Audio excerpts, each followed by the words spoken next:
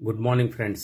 1 મિનિટનો સંદેશ. રાઈટ, આપણે જૂનો કરાર જોઈ રહ્યા છે ને એમાં પણ ખાસ કરીને રાજાઓ અને પ્રબોધકોનો સમય કે જે સમજવામાં અઘરો પડે છે એને આપણે સહેલો બનાવવાને માટે યત્ન કરી રહ્યા છે. રાઈટ, આપણે અત્યાર સુધી જોયું હતું કે ઇસરાયેલના જે 10 કુળોનું વિભાજિત રાજ્ય હતું એને જે પ્રબોધકોએ પ્રબોધ કર્યું એટલે કે યશાયા, આમોસ અને હોશિયા. યશાયાના સંદર્ભમાં જોઈ ગયા, આમોસના સંદર્ભમાં જોઈ ગયા, હોશિયાના સંદર્ભમાં જોઈ ગયા અને આજે હોશિયાનો આ ત્રીજો અને છેલ્લો એપિસોડ આપણે જોવા માંગીએ છીએ. રાઈટ, હોશિયાને ગઈકાલ આપણે જોયું હતું કે ઈશ્વરે જઈને પેલી વેશ્યા સાથે લગ્ન કરવાનું કીધું કે જેથી એ એક્ઝામ્પલ આપી શકે કોને?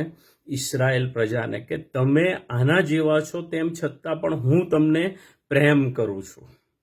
રાઈટ, એ એક્ઝામ્પલ ત્યાં આગળ આપવાના માટે ઈશ્વર એ હોશિયાને એ કરવાનું કહે છે. કેમ? કારણ કે એ પ્રબોધક હતો, એનું જીવન આખું એ ઈશ્વરને સમર્પિત હતું અને એટલા માટે જે લોકો, જે વાલાઓ પૂર્ણ સમયની સેવામાં છે, રાઈટ, ઈશ્વરે એમને પસંદ કર્યા અને એમણે પોતાની જાતને અલગ કરી છે.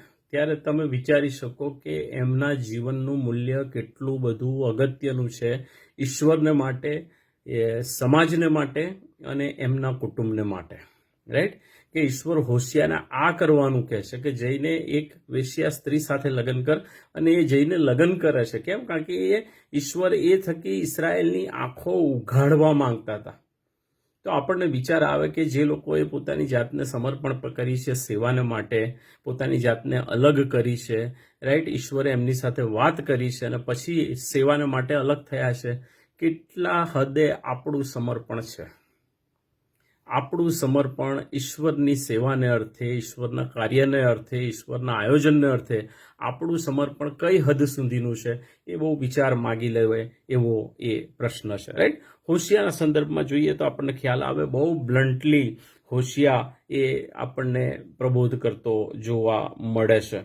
રાઈટ, અને બે બાબતો ઉડીને આંખે વળગે. તમે 8મા અધ્યાયથી આગળ જાઓ તો આપણને ખબર પડે ઈશ્વરનો પ્રેમ ને ઇસરાયેલનું ભટકી જવું. એક બાજુ ઈશ્વર સતત પ્રેમ કરવાની અભિલાષા રાખે છે, સતત એમની સંભાળ લેવાની, એમની જરૂરિયાતો પૂરી પાડવાની ઈશ્વર ખેવના રાખે છે, ઝંખના રાખે છે, અને બીજી બાજુ ઇસરાયેલ એ ભટકી ગયેલું આપણને વારંવાર જોવા મળે છે. ઈશ્વર એમનો અવિકારી પ્રેમ એ આખા પુસ્તકની અંદર, હોશિયાના પુસ્તકની અંદર વર્ણન કરે છે. રાઈટ, એમનો માયાળુ સ્વભાવ, માફ કરનાર સ્વભાવ, કાળજી રાખનાર એમનો સ્વભાવ, વિશ્વાસુ એમનો સ્વભાવ. ઈશ્વર ક્યારેય બદલાતા નથી, ક્યારેય બદલાતા નથી. એ જ ઈશ્વર આજે પણ મારા અને તમારા માટે પણ એના એ જ ઈશ્વર છે. રાઈટ, અને બીજી બાજુ આપણે જોઈએ તો એ પ્રજા, ઇસરાયેલ પ્રજા એ અવિશ્વાસુ, વારંવાર ભટકી જનારી, પાપી, ઈશ્વરની વિરુદ્ધ વારંવાર બંડખોર અને સ્વચ્છંદી એને આપણે જોઈ શકીએ છીએ. અને એ એમના સ્વભાવમાં વણી ગયેલું. અને આજકાલના જીવનમાં, આ બિઝી લાઈફની અંદર, જ્યારે હવે બહુ જ અઘરા દિવસોની અંદર આપણે ચાલી રહ્યા છે, લાઈફ પુષ્કળ હેક્ટિક છે, રાઈટ, એવા સમયની અંદર આપણે આપણી જાતોને તપાસવાની જરૂર છે. Because we are in the grace period, કૃપાના સમયમાં તમે ને હું ચાલી રહ્યા છે. રાઈટ, જે રીતે પરિસ્થિતિઓ બદલાઈ રહી છે, સંજોગો બદલાઈ રહ્યા છે, ટેકનોલોજી જે રીતે આગળ વધી રહી છે, રાઈટ, એ બધું જ બતાવે છે કે આપણે કૃપાના સમયની કિનારા પર ઊભા છે. કયા સમયે કૃપાનો સમય પૂરો થઈ જશે વી ડોન્ટ નો.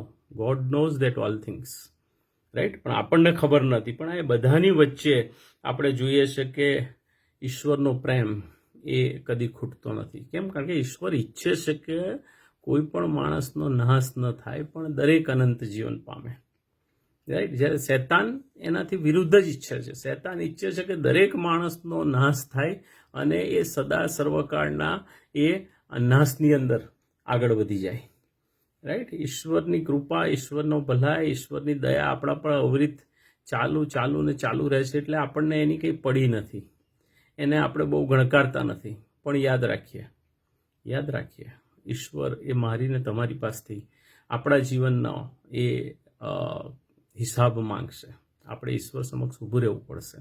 અને આ હોશિયા પ્રબોધકનું પુસ્તક, રાઈટ, જે વચનો થકી એ ઇસરાયેલને સંબોધન કરે છે, એ જ પવિત્ર આત્મા અત્યારે મને ને તમને સંબોધન કરે છે આ વચનો થકી. અને એટલે આપણી આંખો ઉઘડવી જોઈએ, ઈશ્વર પ્રત્યે સમર્પિત બનવું જોઈએ, ઈશ્વરને ગમે છે એવું જીવન જીવવું જોઈએ અને ઈશ્વરની ઈચ્છા આપણા જીવનોમાં એ થકી જ પરિપૂર્ણ થશે અને થશે જ. યાદ રાખીએ, બરાબર.